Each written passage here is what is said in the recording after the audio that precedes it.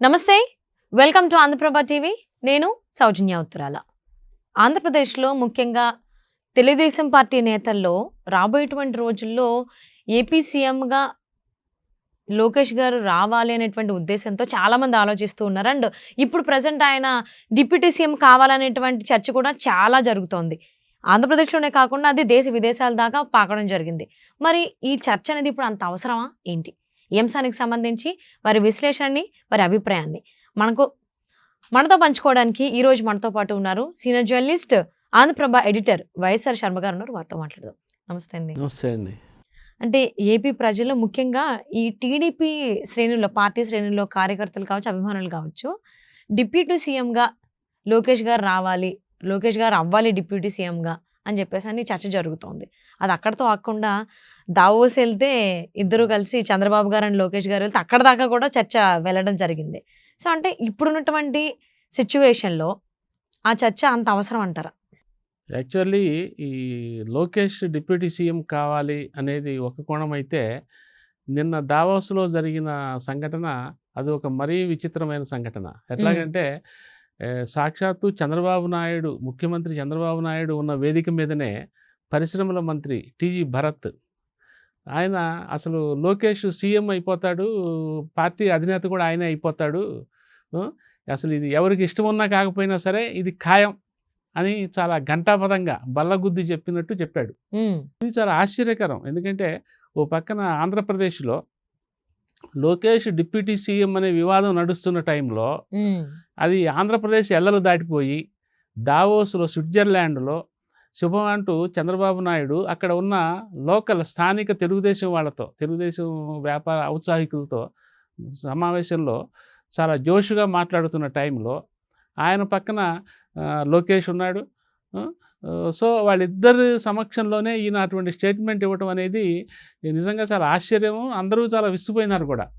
ఇటువంటి సన్నివేశాలే లేనిపోనివి చంద్రబాబు నాయుడు గారికి ఒక రకంగా డ్యామేజీ చేసేవి. ఎందుకంటే ఇంత పబ్లిక్గా అంటున్నారు అంటే ఇందులో చంద్రబాబు నాయుడు గారి ప్రమేయము, ఆశీస్సులు, అనుమతి లేకుండా జరుగుతాయా అనే ఒక అనుమానం. సామాన్యుడికి కామన్ గా వస్తుంది.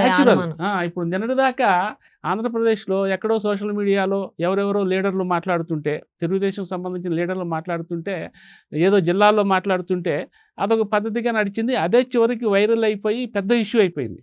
ఇక దాని మీద చివరికి జనసేన కూడా స్పందించాల్సిన అవసరం ఏర్పడింది. సో ఈ నేపథ్యంలో అసలు చంద్రబాబు నాయుడు సమక్షంలోనే ఒక మంత్రి, ఒక బాధ్యత గల మంత్రి మాట్లాడటం అనేది అది నిజంగా చాలా ఆశ్చర్యకరము, చాలా రిగ్రెటబుల్ ఇష్యూ కూడా అసలు నిజానికి. సో అఫ్కోర్స్ చంద్రబాబు నాయుడు గారు వెంటనే దాని మీద స్పందించారు. స్పందించి ఆయన్నే ముఖాన ఆయన సమక్షంలోనే ఇది కరెక్ట్ కాదు, మనం అసలు వచ్చింది ఎందుకు ఇక్కడికి, నువ్వేం మాట్లాడుతున్నావు, దానికి దీనికి ఏమైనా అసలు సంబంధం ఉందా అని చెప్పి అతన్ని మందలించడము. అదే సమయంలో తెలుగుదేశం నాయకులకి ఒక ఆర్డర్ లాంటిది ఒక జారీ చేశారనమాట. ఏంటి, ఎవరు ఇట్లా మాట్లాడద్దు, పార్టీ దానికి సంబంధించిన ఒక పద్ధతి ఉంటుంది, విధానం ఉంటుంది. పైగా మనది కూటమి ప్రభుత్వము, కూటమిలో మిగతా 2 పక్షాలు ఉన్నాయి.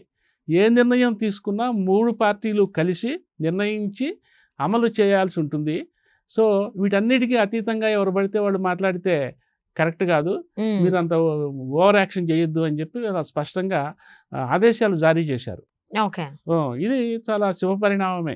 అంటే ఇందులో అధిష్టానం ప్రమేయం ఏమీ లేదు అని చెప్పి అందరికీ తేటతెల్లం చేసినట్టు అయింది. ఇది ఓకే. అసలు ఆ టీజీ భరత్ అతను చాలా జూనియర్ మంత్రి, ఫస్ట్ టైం ఎమ్మెల్యేగా ఎన్నికయ్యి ఫస్ట్ టైం మినిస్టర్ అయినాడు. మినిస్టర్ అయ్యి పరిశ్రమల మంత్రి కాబట్టి ఆయన్ని దావోస్ తీసుకెళ్లారు చంద్రబాబు నాయుడు గారు. సో అసలు ఆయన ప్రిపరేషను, ఆయన కథా కమామిష్ అంతా కూడా అక్కడ దావోస్లో జరిగే చర్చల మీద, ఏ ప్రతినిధులతో, ఏ కంపెనీలతో కలుస్తామో వాళ్ళతో ఏమేమి మాట్లాడాల్సి ఉంటుంది, అది ప్రిపేర్ అయి ఉండాల్సింది. పైగా అతను మాట్లాడిన సందర్భం కూడా చూస్తే అక్కడ వివిధ దేశాల నుంచి, ఆ చుట్టుపక్కల దేశాల నుంచి వచ్చిన తెలుగు ఔత్సాహికులు, పారిశ్రామికవేత్తలతో మీటింగు. చంద్రబాబు నాయుడు గారినేమో వారిని చాలా ఉత్సాహపరుస్తూ వాళ్ళని ఎక్స్టెంపోర్గా మాట్లాడుతూ, వాళ్ళని ఏపీకి సంబంధించిన కొత్త విషయాలు చెప్తూ, ఈ 6 నెలల్లో ఆయన ప్రభుత్వం ఏం చేసిందో చెప్తూ వాళ్ళని ఇన్స్పైర్ చేస్తున్న సందర్భంలో ఒక జూనియర్ మంత్రి అసలు వాటన్నిటికీ అతీతంగా చాలా దూరం వెళ్ళిపోయి ఇది మాట్లాడటం. పోనీ లోకేష్ మాట్లాడాడంటే ఇట్లా డిమాండ్లు వస్తున్నాయి, ఇది కరెక్ట్ కాదు అని చెప్పాడంటే అర్థం ఉంది, ఎందుకంటే అది ఆయనకు సంబంధించిన ఇష్యూ కాబట్టి. కానీ ఆయన కూడా చాలా డిప్లొమాటిక్గా, చాలా జెంటిల్గా, చాలా గంభీరంగా ఏది సముచితమో అదే మాట్లాడారు లోకేష్ కూడా. మరి ఈయన ఎందుకు మాట్లాడాల్సి వచ్చింది అనేది అంతుపట్టని విషయం. అది నిన్నటి దాకా చాలా సందేహాస్పదంగా ఉన్నది. చివరికి చంద్రబాబు నాయుడు గారు కల్పించుకొని ఆయన్ని మందలించడము, తర్వాత యావత్తు తెలుగుదేశం పార్టీ క్యాడర్కి, కార్యకర్తలకి, నాయకులకు కూడా దీని మీద ఇటువంటి వ్యవహారాలు చేయొద్దు అని చెప్పి ఖండించటము, ఉత్తర్వులు ఇవ్వటం, ఆదేశాలు జారీ చేయటం అనేది జరిగింది. ఇక మరో వంక ఏంటంటే జనసేన కూడా నిన్న జనసేన తిరుపతికి సంబంధించిన ఒక స్థానిక నాయకుడు కిరణ్ రాయల్ ఆయన కూడా అయితే అతను ఇచ్చిన సలహా మంచి సలహానే, కాకపోతే మధ్యలో అతను వాడిన ఒక వాక్యము వివాదాస్పదమైంది. ఇప్పుడు ఏంటంటే అతను చెప్పింది, మనం కూటమి ప్రభుత్వాన్ని నడుపుతున్నాము, గవర్నమెంట్ అండ్ డెవలప్మెంట్ మీద దృష్టి పెట్టాల్సిన మనము ఇప్పుడు వైసీపీ చెప్పు చేతుల్లోకి వెళ్ళిపోతున్నాము, వాళ్ళు ఇటువంటి చిచ్చులు పెడుతున్నారు, కూటమిని అస్థిరత్వం చేయడానికి చేస్తున్నారు సో మనం వాళ్ళకి చిక్కకూడదు, వాళ్ళ వల్ల పడకూడదు అని ఆయన చెప్తూ, ఓకే లోకేష్ డిప్యూటీ సీఎంను చేస్తే అభ్యంతరమే లేదు, అతను యువనాయకుడు, అప్కమింగ్ లీడరు కావచ్చు కూడా, అది పార్టీ వ్యవహారం చూసుకుంటుంది, అదేవిధంగా మాకు కూడా కొన్ని ఆశలు ఉంటాయి, అట్లా పాసింగ్ రిమార్క్ చేశాడు మధ్యలో. మాకు కూడా ఆశలు ఉంటాయి, ఆ మాటకు వస్తే 10 ఏళ్ల నుంచి మేము సీఎం అని అరుస్తున్నాం మేము పవన్ కళ్యాణ్ గురించి, మరి మాకు ఉంటాయి కదా, ఏవైనా సరే ఇది కరెక్ట్ కాదు, ఎవరు దీని గురించి ఇట్లా మాట్లాడకూడదు అని ఆయన చెప్పాడు. అవును, అంటే కామన్ గా చెప్పాడు. దానితో ఏమైంది, దాని మీద కూడా మళ్ళీ వైరల్ అయినాయి, అది కూడా వివాదాస్పదమైంది. చివరికి ఇవాళ జనసేన పార్టీ ఏం చేసిందంటే, మీరు ఎవరు టీవీ చర్చల్లో కానీ, సోషల్ మీడియాలో కానీ ఈ డిప్యూటీ సీఎం గురించి కానీ, సీఎం గురించి కానీ, అసలు ఈ పదవుల గురించి మీరు మాట్లాడద్దు అని చెప్పి నిన్న తెలుగుదేశం ఎటువంటి ఉత్తర్వులు అయితే ఇచ్చిందో, ఇవాళ జనసేన కూడా అటువంటి ఉత్తర్వులు ఇచ్చింది. అంటే జనసేన వైపు నుంచి, తెలుగుదేశం వైపు నుంచి పరస్పరం ఘర్షణాత్మక ప్రకటనలు రాకుండా నిలువరించగలిగారు. ఇది ఒక శుభ పరిణామం. సో ఇంతటితోనైనా సరే ఇప్పుడు ఈ లోకేష్ వ్యవహారం, ముఖ్యంగా డిప్యూటీ సీఎం వ్యవహారం, అట్లాగే సీఎం వ్యవహారం, అట్లాగే పవన్ కళ్యాణ్ సీఎం వ్యవహారం, ఇవేవి ప్రస్తుతానికి సద్దుమణుగుతాయి అని మనం అయితే ఆశించవచ్చు. ఓకే, సో అంటే ఈ ఉత్తర్వులు రాకముందు మాత్రం చాలా అగ్రెసివ్గా వెళ్ళాయి టాక్స్ అనేటువంటివి, డిప్యూటీ సీఎం లోకేష్ గారు ఆర్ఎల్స్ ఏపీ సీఎం పవన్ కళ్యాణ్ గారు అని చెప్పేసి. అసలు కూటమి ప్రభుత్వం స్టార్ట్ అయ్యి 6 నెలలు దాటింది, 7 నెలలు రన్నింగ్ అవుతూ ఉంది. అంటే ఇప్పుడున్న సిచ్యువేషన్లో ఇలాగా సీఎం మార్పు కావాలి, వేరే వాళ్ళు ఉండాలి, లేదంటే ఇంకొక డిప్యూటీ సీఎం యాడ్ అవ్వాలి అనేటువంటి అంశాలు ఏవైతే ఉందో పేపర్ నుంచి రావడమో, లేకపోతే ఒక వ్యక్తి నుంచి మొత్తానికి చర్చకు అయితే దారితీసాయి. ఇప్పుడున్న సిచ్యువేషన్లో అసలు ఈ చర్చ అవసరమా? చర్చ అవసరం కాదు అని ఒకవైపు చంద్రబాబు నాయుడు, మరోవైపు పవన్ కళ్యాణ్ గుర్తించారు. అది కూడా సకాలంలో, సత్వరమే గుర్తించారని మనం అనుకోవాలి. అప్పటికప్పుడు నిన్న ఇవాళ కూడా. ఎందుకంటే అసలు గత 5 ఏళ్ళు తెలుగుదేశం కానీ, జనసేన కానీ, ప్రజలు కానీ ఎటువంటి ఇబ్బందులకు గురైనారు. ఆ తర్వాత ప్రభుత్వం మారింది, చంద్రబాబు నాయుడు కూటమి ప్రభుత్వం వచ్చింది, 6 నెలలు అయింది. జనంలో ఒక ఆశాజనకమైన వాతావరణం కనిపిస్తున్నది.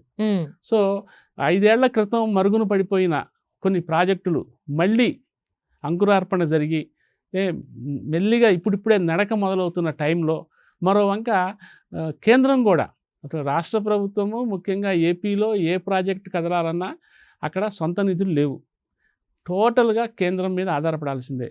కేంద్రం తనన్నా ఇవ్వాలి, ఎవరి చేతన్నా డబ్బులు ఇప్పించాలి, లోన్లు. సో అటువంటి పరిస్థితుల్లో కేంద్రమే నడుం కట్టుకొని ఏపీ మీద ప్రత్యేక శ్రద్ధ పెట్టి నిధులు, డబ్బులు ఇప్పిస్తుంటే ఇప్పుడు అక్కడ ఆంధ్రప్రదేశ్లో ఆ డెవలప్మెంట్ క్యారియట్, అభివృద్ధి రథం అనేది కదలటం మొదలైంది. ఆ ఏపీ ప్రజలు చాలా ఆశగా ఎదురు చూస్తున్నారు. 2-3 ఏళ్లలో పోలవరం అయిపోతుందని, 2 ఏళ్లలో అమరావతి ఒక షేప్కి వస్తుందని, సో అమరావతి వస్తే మా రాజధాని అమరావతి అని సగర్వంగా చెప్పుకోవడానికి ఒకటి ఉంటుందని, ఇట్లా ప్రజలు చాలా ఆశల పల్లకిలో ఉంటుంటే ఇవి ఇప్పుడు ఈ పదవులు, గొడవ ఇవన్నీ ఆయా పార్టీలకు సంబంధించినవి, జనానికి సంబంధించినవి కాదు. జనానికి ఎవరు పదవుల్లో ఉన్నా వాళ్ళకి అనవసరం. సామాన్య ప్రజా వాళ్ళకి డెవలప్మెంట్, రాష్ట్రం సర్వతోముఖ అభివృద్ధి ఉన్నదా, సస్యశ్యామలంగా ఉందా లేదా కావాలి. అవును. సో అందుకని ప్రజలు దీన్ని ఏమి హర్షించలా. ఎంతసేపటికి ఆ పార్టీలో క్యాడరు, ఈ పార్టీలో క్యాడరు, నాయకులు వాళ్ళు చేసుకున్నారు తప్ప విమర్శలు, ప్రతి విమర్శలు. ప్రజలైతే ఎవరు ఇందులో ఇన్వాల్వ్ కాలా. పైగా ప్రజలు ఒక రకంగా డిసప్పాయింట్ అయినారు.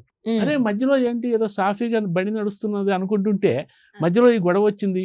ఈ గొడవ వస్తే తెలుగుదేశానికను జనసేనకి మధ్యలో ఇది వస్తుందా, ఫ్రిక్షన్ వస్తుందా, ఘర్షణ వస్తుందా, వస్తే ఏమవుతుంది, గవర్నమెంట్ ఏమవుతుంది అని ఒక రకంగా ఆందోళన వ్యక్తమవుతున్నది కూడా. అవును. సో ప్రజలైతే మాత్రం ఇటువంటి పదవుల వ్యవహారం కోరుకోలేదు, అది స్పష్టంగా తెలుస్తున్నది.